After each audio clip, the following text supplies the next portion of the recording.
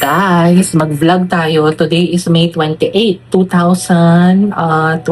So, baka ma-upload ko to June 3 or June 4, depende.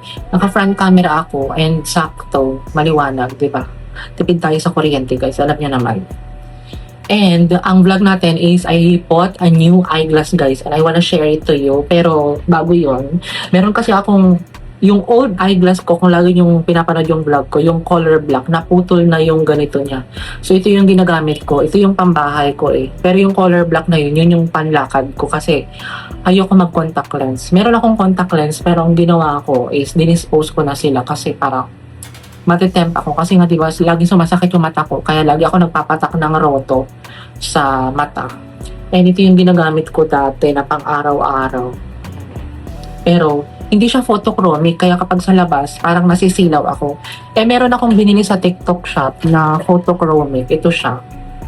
Yun nga lang ang problem dito is ang sakit dito sa sentido kaya parang feeling ko papalitan ko siya. Actually pinalitan ko na siya kaya nag-order ako ng bagong eyeglass. Ang title nito is New Eyeglass. Eyeglass or sunglass. Pwede naman siyang sunglass and eyeglass. Ayan, ito. Maganda sana siya, pero kayo kung gusto niyo ng frame na matibay, actually iblang beses nang nahulog ito, kaya masasuggest ko na pwede kayong bumili ng ganito and then pwede niyong papalitan kung ano yung specific grade ng mata niyo. Kasi ako negative 100, kaya nabibili ko pa siya sa Shopee and TikTok shop. Ayan. And then makapal ito kasing frame niya kaya maganda siya.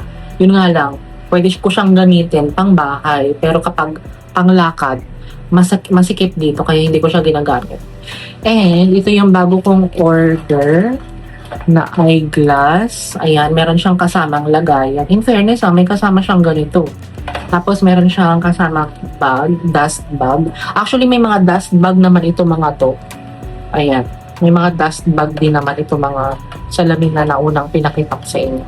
Hindi ko alam kung naririnig niyo ako, naka-voice isolation ako. And ito yung bago kong eyeglass, guys. And photochromic din daw ito, pero hindi ko pa siya nasubukan. And negative 100. Tanggalin natin itong sticker na to. Naku, sana hindi siya Ayan. Tanggal na.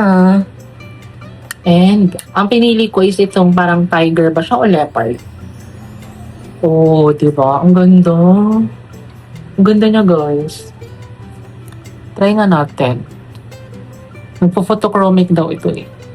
Pero matatry ko to in a couple of days kapag nag-vlog tayo. And hindi siya masakit sa sentido. Ayan, perfect siya sa akin. Tapos may protection din siya dito. Ano? Diba? Tapos lightweight siya. Tapos hindi siya madulas. Matte finish yung texture. Ayan. Diba? Sa Shopee ko ito nabili and then yung mga yan sa TikTok shop. Actually, meron din naman ito sa TikTok shop pero kung gusto nyo ilalagay ko yung link ko ng TikTok tapos hanapin nyo na lang itong mga salamin na to. So yun lang, guys. I just wanna share to you my new eyeglass. Diba? Bongga. Ang init. Ang ganda ba? Comment down below kung gusto niyo ng ganito para ilalagay ko sa comment section or sa description box. So yun, guys, if you like this video, please like, share, and subscribe to my YouTube channel. Bye! Take care. Ingat kayo palagi. God bless us all. Keep safe.